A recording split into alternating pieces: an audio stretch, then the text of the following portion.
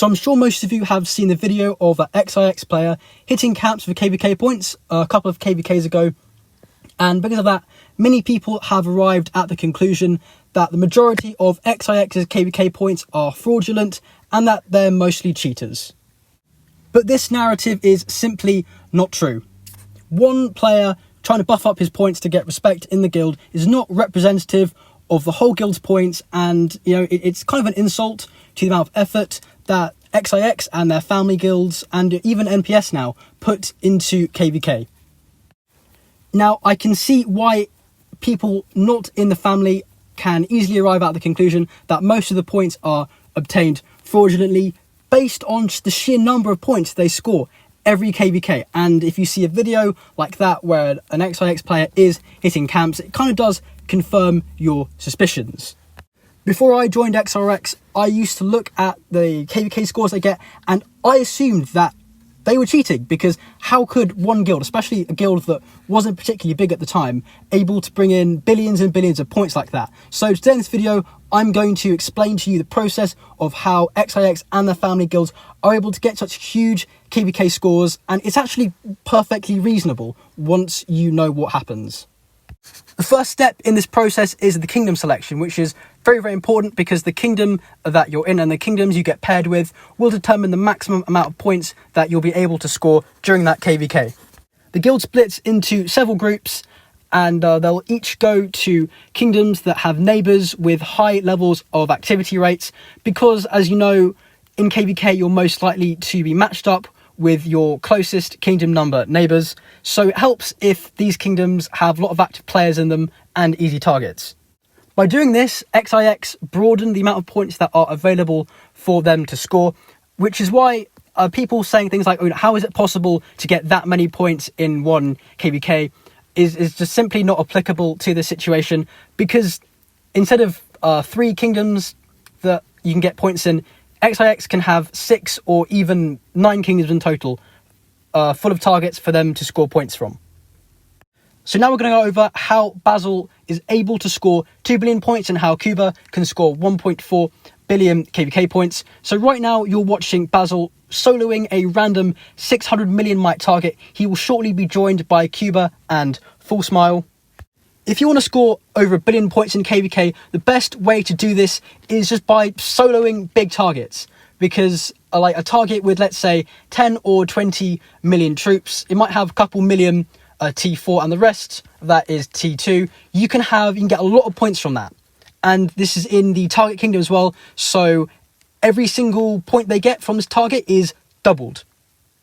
So during KvK, Basil will just go around looking for targets between 300 to 600 million mite, sometimes just a bit bigger, and he'll just start sending, he'll test formation first, then he'll start sending leaderless solos at them until he reaches what he thinks is the last line of troops. Then he sends a solo with leader to burn them, and he just does this all the way through the KvK. So this is an anti-scout, 600 million mite player in war gear. Granted, it's not a very good war gear, but it's still in gear.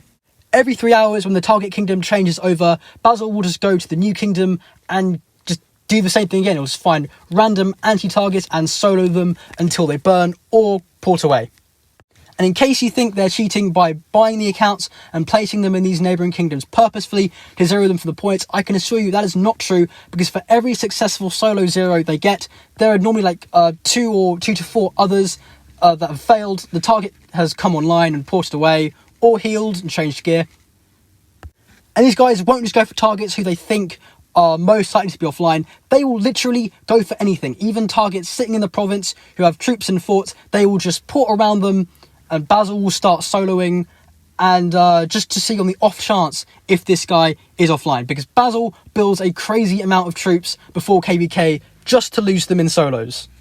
It's also far easier to get a successful solo zero than zeroing random targeted rallies, because when you set a rally on a player, that alerts all their guildmates and they'll be able to call them and potentially bring them online. But with a solo zero, unless they're in a hive and their guildmates happen to notice what's happening, there's no way their guild will know what's happening, so they probably won't be contacted, which means that they have to rely on notifications alone to bring them online.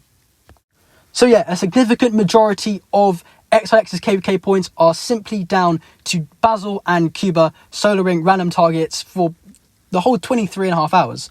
But now we've covered that, let's go over the individual player scores and how it is possible for individual players to make up the remainder of XIX's 16 billion KvK points.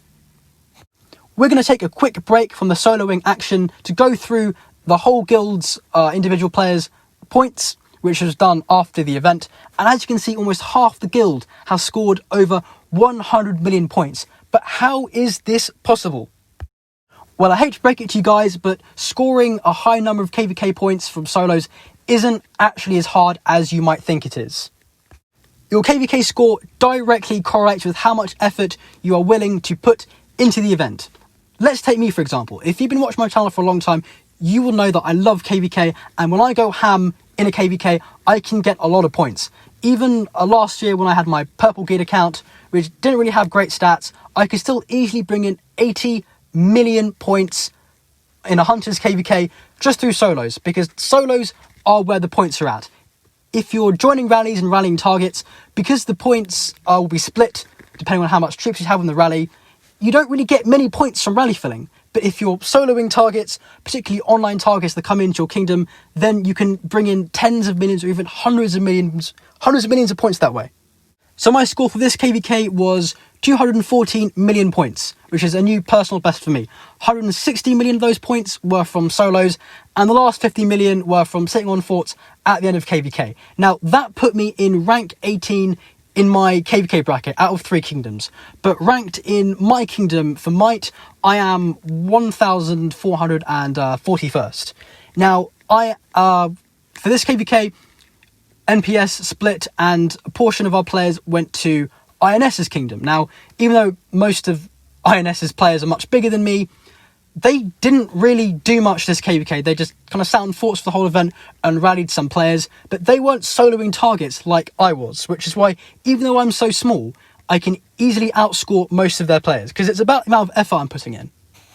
Now, I want to be clear, this is no shade towards INS, because in reality, the majority of the game do this.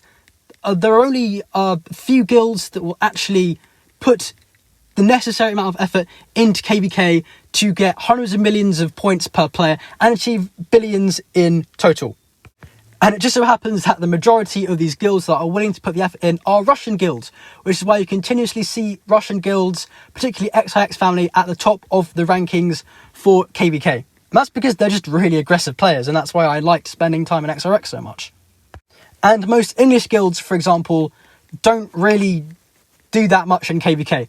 NPS is one of those exceptions, because we've upped our KvK game recently because we want to try and beat XIX on points, and fortunately that doesn't look like it will happen anytime soon, but we're still giving it our best.